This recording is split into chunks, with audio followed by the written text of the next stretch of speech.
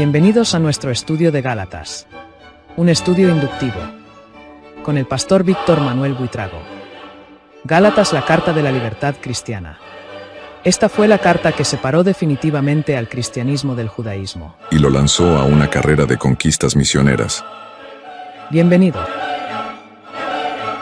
Amantísimo Señor, te doy gracias en este día por la oportunidad que tú me das de continuar con este estudio de Gálatas. Y este estudio sin tu guía y sin tu ayuda no tendría razón de ser. Porque lo que queremos, lo que buscamos es crecer en nuestro conocimiento de tu grandeza, de tu poder. Conocerte más a ti a través del estudio de esta carta, Señor. Por eso te ruego que sea tu Espíritu Santo quien guía a cada uno de los que estamos estudiando esta epístola, que sea tu Espíritu quien nos guíe a toda verdad, Señor. Una verdad ojalá despojada de prejuicios y que sea solamente tu verdad, Señor. Gracias en el precioso nombre de Jesús. Amén. Amén. Bienvenidos a nuestra lección número 2 de Gálatas Inductivo. Vamos a iniciar leyendo lo que dice la palabra del Señor en Gálatas 1, 6. Hoy vamos a estudiar Gálatas 1 entre el versículo 6 y el 10. Voy a comenzar leyendo el versículo 6. Me parece increíble que ustedes tan pronto le estén dando la espalda a Dios, quien nos llamó a través del generoso amor de Cristo. Están desertando de Dios para aceptar unas buenas noticias diferentes a las que les anunciamos. Aquí comienza la parte interesante de esta lección. ¿De quién se alejaron las iglesias de Galacia cuando cambiaron su doctrina? ¿Qué factores podrían haber influido para que estas iglesias hayan cambiado? Al cambiar su doctrina, se alejaron nada más ni nada menos que de Dios. Porque el apóstol Pablo dice: os hayáis alejado del que os llamó por la gracia de Cristo. Por eso la versión latinoamericana traduce directamente: me extraña que tan pronto hayan abandonado a Dios. Y eso va en contra de los que afirman que aunque ellos creen de manera diferente, nunca se han apartado de Dios. Esto no es cierto, porque no podemos separar a Dios de la verdad. El que se aparta de la verdad, se aparta de Dios. Podemos mencionar algunos factores que podrían haber influido para que algunas iglesias se apartasen de la verdad del Evangelio. Primero, la militancia de algunos maestros persuasivos. Les han convencido que si aceptaban su doctrina, pertenecerían a la verdadera iglesia o a la iglesia de las promesas dadas a Israel, o la de los verdaderos apóstoles. Porque recuerde que ellos no reconocían a Pablo como un genuino apóstol.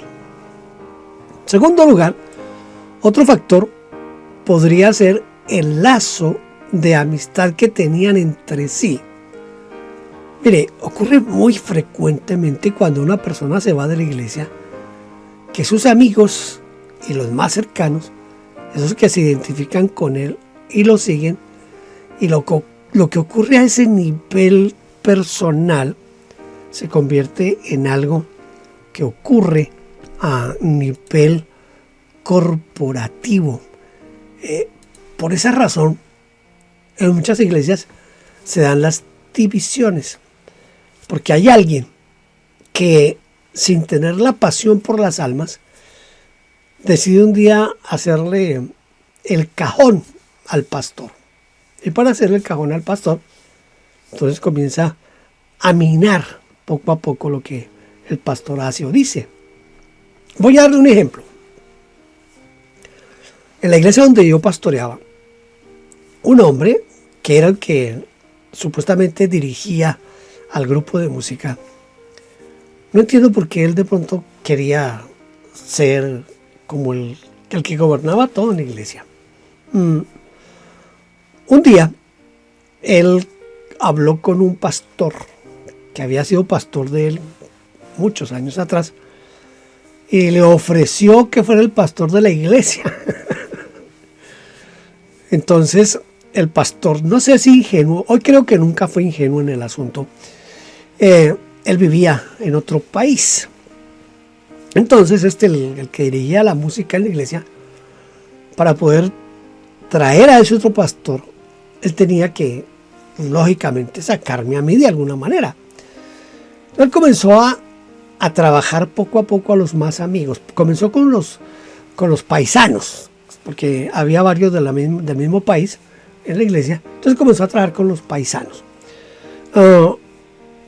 Yo no me di cuenta de nada hasta que un día un hermano me dijo: pastor, yo quiero comentarle algo. El hermano X, voy a llamarlo así, a ese fulano, el hermano X, cada vez que usted termina de predicar, él toma a un grupo de personas y él trata de echar abajo lo que usted predicó.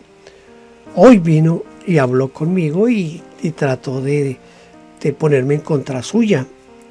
Yo le dije que yo no estaba en ese tipo de situaciones y no hablé más con él sobre el asunto, pero lo quiero hablar a usted porque, mire, para hacer corto el cuento, este hombre influyó tanto en el grupo. Nuestra iglesia en ese momento tenía una asistencia más o menos de unas entre 60 y 70 personas, era el grupo que estaba ahí más o menos.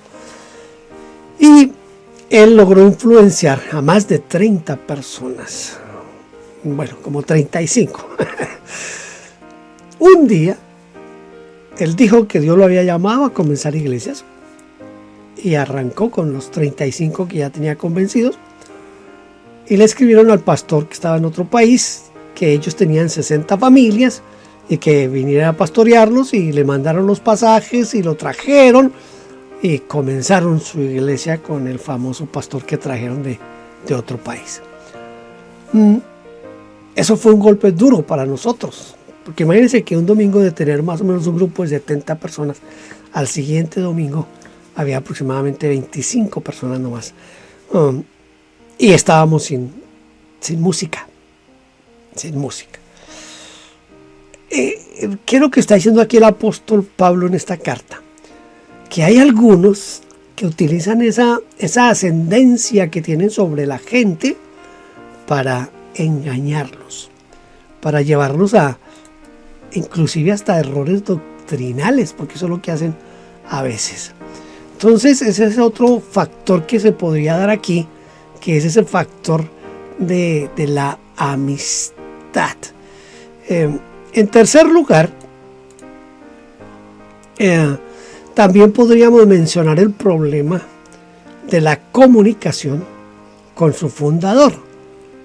El apóstol Pablo estaba lejos, haciendo misiones en el mundo, pero ellos estaban allí permanentemente, y eso ha fomentado el compañerismo y la amistad con el bando contrario del apóstol. Por lo cual, no es extraño observar cuántas veces se sacrifica la verdad por la amistad. En la lucha entre la razón y los sentimientos, casi siempre ganan los sentimientos. Y eso, inevitablemente, trae consecuencias trágicas y destructivas. El hombre que les cuento comenzó la iglesia, supuestamente comenzó iglesia. Él no comenzó la iglesia, él la dividió. Y el pastor, que se hizo el ingenuo, porque él sabía todo, en el plazo más o menos de 3 meses, ya tampoco tenía iglesia. Entonces hicieron un gran mal.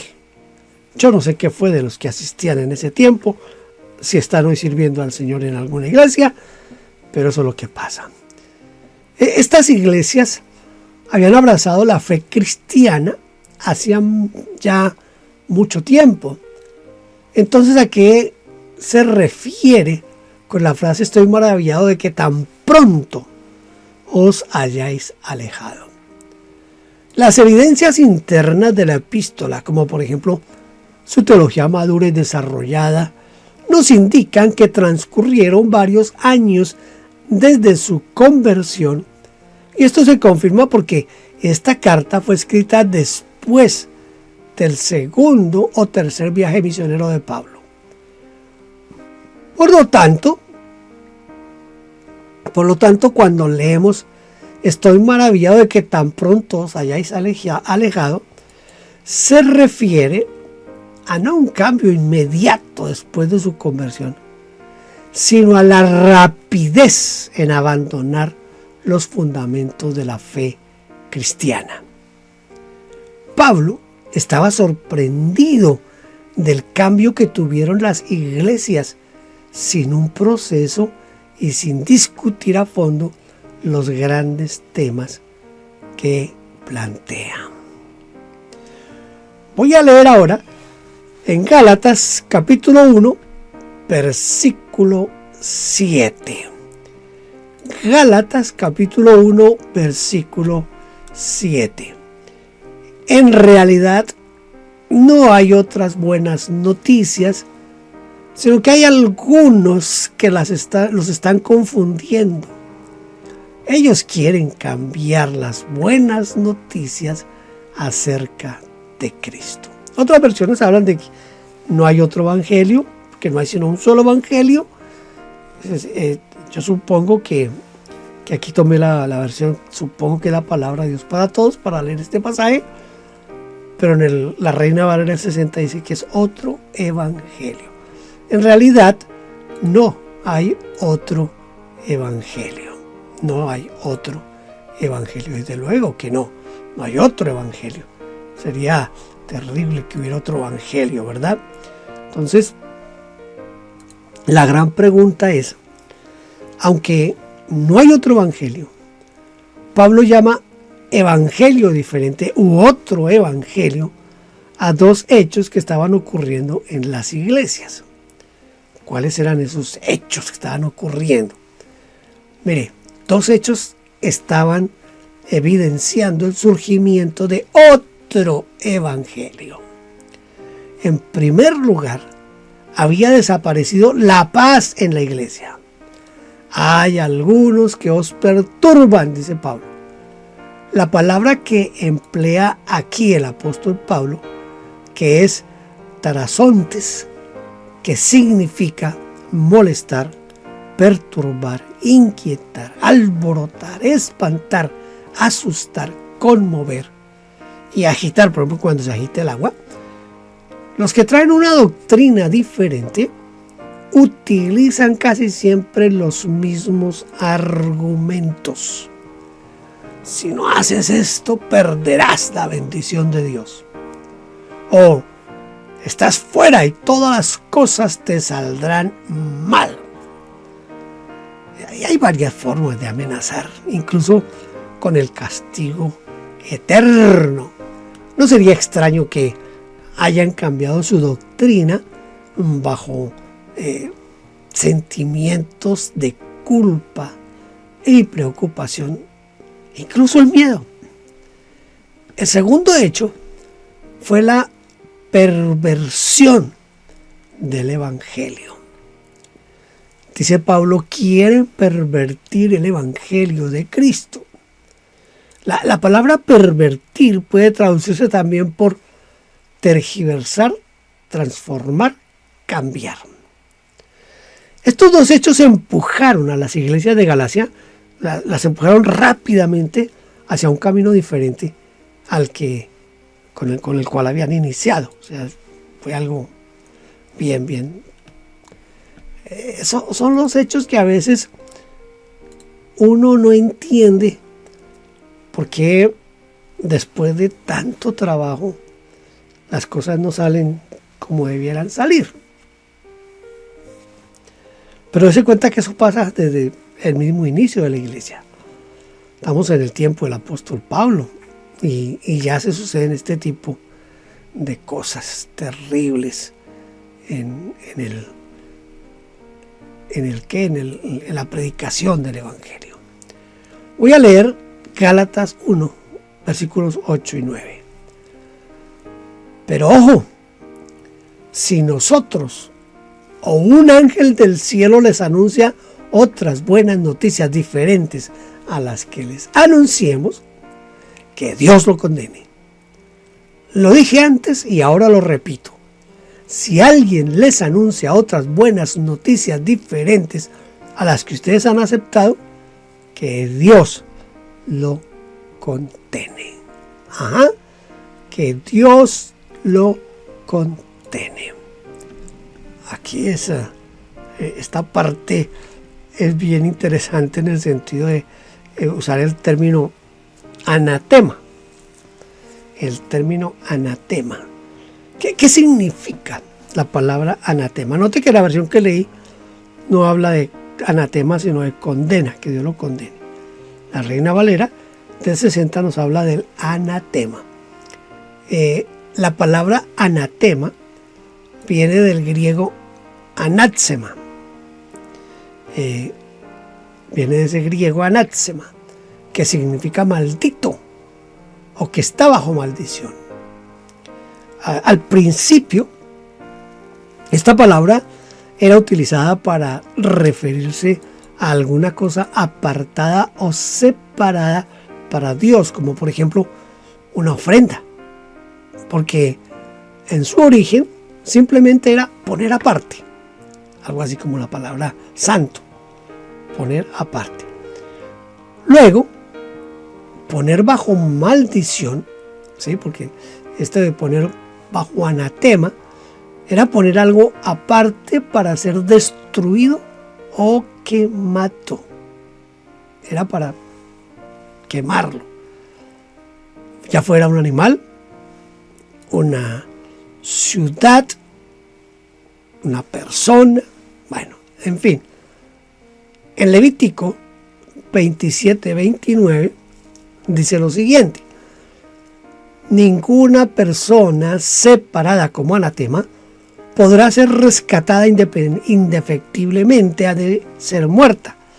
Incluso los ídolos eran considerados anatema y colocarlos dentro de una habitación significaba convertir a toda la casa en anatema. Las esculturas de sus dioses quemarás en el fuego. No codiciarás plata ni oro de ellas para tomarlo para ti, para que no tropieces en ello, pues es abominación a Jehová tu Dios, y no traerás cosa abominable a tu casa, para que no seas anatema, del todo aborrecerás y las abominarás, porque es anatema. Esto dice Deuteronomio 7, 25 y 26. ¿A quiénes se colocó bajo anatema? ¿Sí? ¿A quiénes colocó bajo anatema el apóstol si predicaran un evangelio diferente? En primer lugar, quiero que note esto. En primer lugar, se colocó a sí mismo, él mismo bajo maldición, junto con sus colaboradores, si alguna vez se atreviera a cambiar el evangelio. Dice, si aún nosotros, por más autoridad apostólica que tuviera, no tenía derecho alguno de cambiar lo que Dios había establecido para nuestra salvación. En segundo lugar, colocó bajo maldición o anatema a los ángeles de Dios si se atrevieran a cambiar algo. Dice, o un ángel del cielo os predicara otro evangelio diferente, sea anatema. Podemos notar que el ángel que menciona, ponga cuidado a esto, el ángel que menciona aquí Pablo no viene del infierno o de parte de Satanás, sino del cielo, es decir, de Dios. Note eso, es bien importante. Primero se pone bajo anatema él mismo, sus colaboradores o también a los ángeles si predican un evangelio diferente. Por último, colocó bajo anatema a cualquier persona, sea quien sea, si es que predica otro evangelio. Ay, Dios mío, una de las cosas que me reta a mí aquí en Gálatas es ver cómo hoy, y especialmente en los últimos tal vez 20 años, el evangelio ha sufrido esas transformaciones que ha sufrido y se ha acabado casi completamente el evangelio y la salvación por la gracia. Y lo hemos cambiado y lo hemos transformado y se ha hecho de una manera tan diabólica que la mayoría de la iglesia no se da cuenta. No se dan cuenta. En la presentación de este estudio decimos que la carta a los Gálatas fue la que separó definitivamente al cristianismo del judaísmo. Pero cada vez ve usted más y más la influencia del judaísmo en la iglesia cristiana hoy. Es ese volver.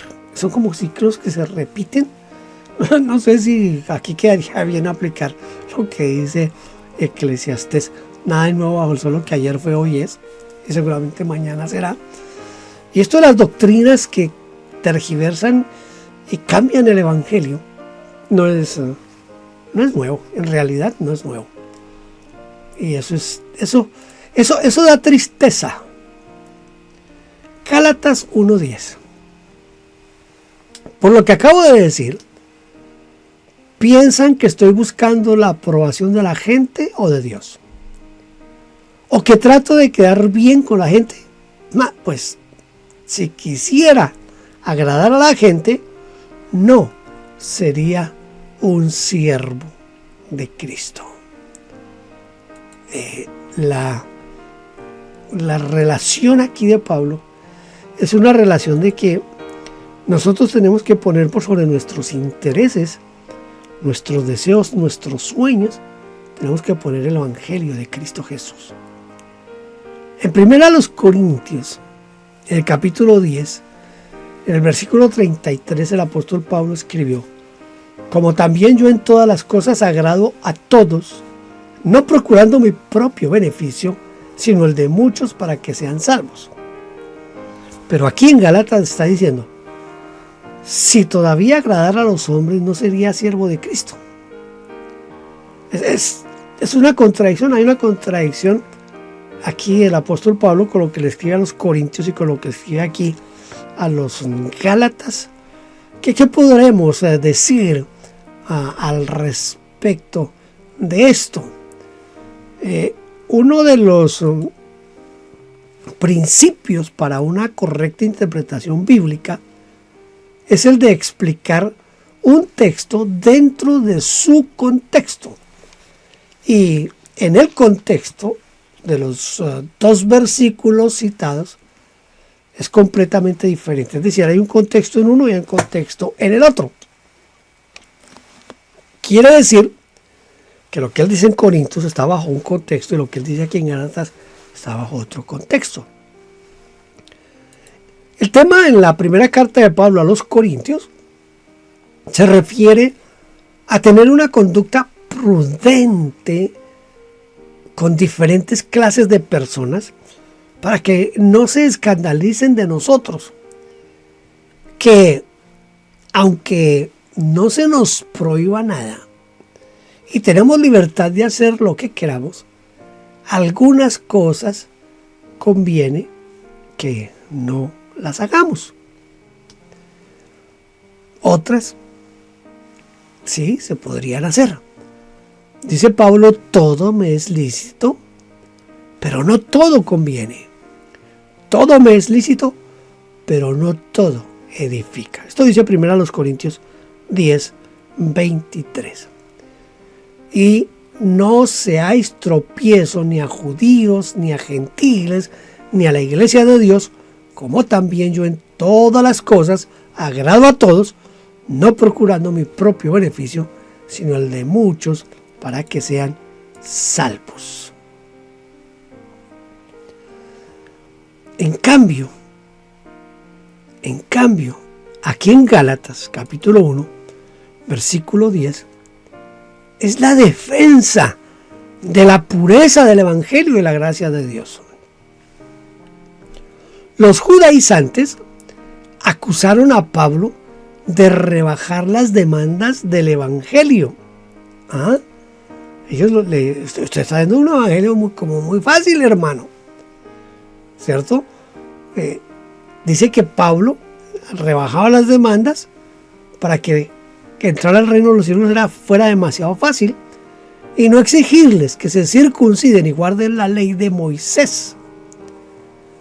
Mire, si bien es cierto que Pablo agradaba a todos, como él mismo lo confesó, para ganar al mayor número, pero de ninguna manera a costa de la verdad del Evangelio.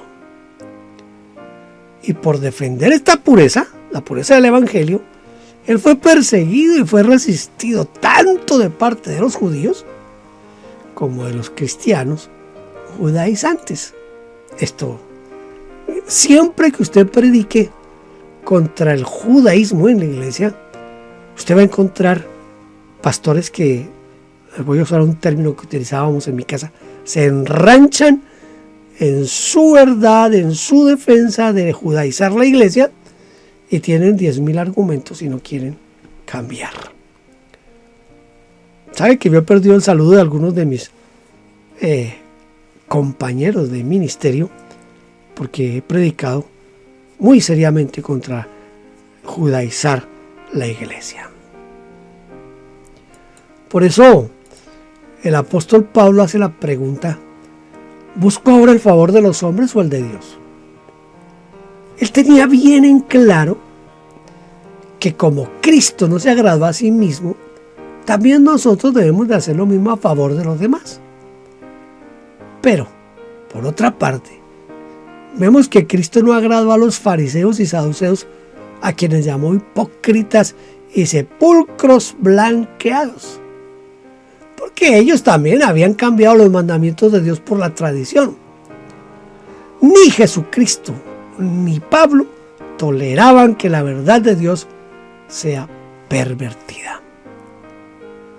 Esto nos enseña que, por un lado, debemos estar dispuestos a ceder, perdonar, olvidar y ser compasivos. Debemos ser misericordiosos, tolerantes. Pero por otro lado, escuche esto, pero por otro lado, no podemos, de ninguna manera, no debemos dejar de ser firmes. Nosotros tenemos que ser firmes, incluso intolerantes, implacables con los que quieren destruir a la iglesia con sus falsas enseñanzas. Tratar de agradar y complacer a los lobos vestidos de ovejas, esos que entran al rebaño así disfrazados como ovejas pero son lobos, tratar de complacerlos a ellos es un error mortal. Mortal. Nos cuesta la vida eterna. Vamos ahora a tratar de memorizar un texto. Gálatas 1:8. Mas si aún nosotros o un ángel del cielo os anunciare otro evangelio diferente al que os hemos anunciado, sea anatema.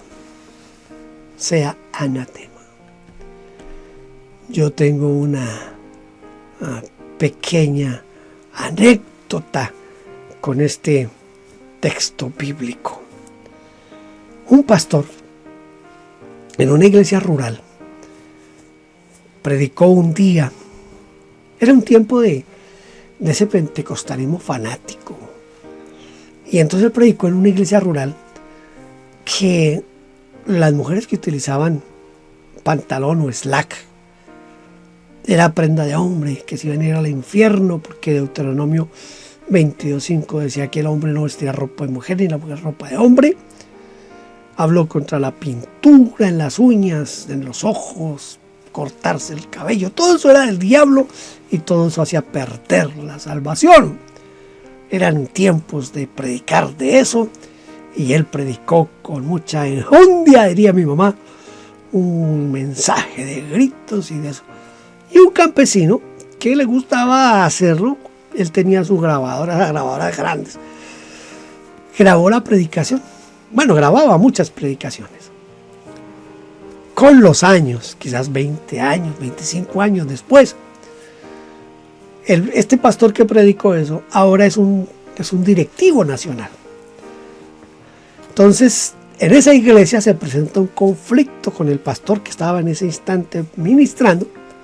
Entonces este pastor va a tratar de arreglar la situación, y uno de los problemas era que el pastor estaba admitiendo que las hermanas llegaran en pantalón, en slack, que no había problema y se cortaban el pelo, que no había problema si se pintaban las uñas, los labios, todo lo que hacen las mujeres. El pastor no estaba inquietando ni poniendo en disciplina a nadie por eso, y los campesinitos se pusieron bravos y estaban tratando de sacar al pastor porque lo estaban considerando un falso pastor. Cuando llega el pastor que ahora es directivo nacional, que años atrás había sido pastor en esa iglesia, y comienza a tratar de explicarles que no, que eso no tiene nada que ver con la salvación, no sé qué. El viejito aquel que había grabado la predicación, llega un momento en que le dice al directivo nacional: ahora, permítame, yo quiero que usted escuche una predicación que usted hizo aquí hace tantos años. Pum, pone el play en la grabadora y se escucha a este hombre, que el slack, el pantalón, que las va a llevar al infierno, que cortar. Entonces el viejito le dice: usted nos dijo un día que nadie puede llegar a predicar un evangelio diferente al que usted nos predicó. Porque eso es lo que usted dice en este mensaje. Que nadie puede predicar un mensaje diferente al que usted nos predicó.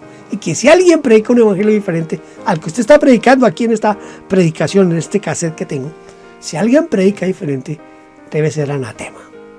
Y pues este pastor nos está enseñando diferente a lo que usted nos enseñó en ese tiempo. Quiero aclarar algo. El apóstol Pablo aquí no está hablando de liturgias y de formas de vestir ni de nada de eso. El apóstol Pablo está hablando de cambiar la verdad esencial del evangelio. ¿Cuál es la verdad esencial del evangelio? La verdad esencial del evangelio es que solamente somos salvos por la fe en Cristo Jesús. Ahí está el fundamento de nuestra salvación. La fe en Cristo Jesús. No por obras para que nadie se gloríe. Es decir, que solo por la fe en Cristo somos salvos. Cambiar esa verdad y añadirle cosas, ponerle arandelas, es lo que hace que se acabe la verdad del evangelio. Por ejemplo, yo le predico a alguien que si tiene fe en Cristo es salvo. Bueno, la persona acepta a Cristo, hace su oración del pecador penitente y comienza a vivir una vida cristiana para la gloria de Dios. Pero al poco tiempo yo le digo: pero hermano, usted tiene que hacer esto, porque si no, entonces no se salva. Entonces comienzo a condicionarle la forma de vestir, comienzo a condicionarle si aporta o no aporta económicamente a la iglesia, comienzo a condicionarle una cantidad de cosas que van a condicionar la salvación de esa persona. La salvación es solamente por nuestra fe en Cristo Jesús. No es si ayunamos, si oramos, si leemos la Biblia, si diezmamos, si ofrendamos, si nos vestimos de esta o aquella manera. Nada de eso tiene que ver con la salvación. Cristo murió por nosotros en la cruz del Calvario y tomó todas esas arandelas y las clavó allá, y ahora todo lo que tenemos que hacer es creer en Cristo Jesús y en que su sacrificio es la muerte sustitutiva por nosotros. Punto. Añadirle cosas a eso es lo que dice Pablo. Estoy tan extrañado que tan pronto ustedes hayan cambiado. Los espero en la siguiente lección. Dios les bendiga. Gracias por vernos. Favor inscribirse en nuestro canal. Denos un like, toque la campanita y déjenos su huella con un comentario. Bendiciones.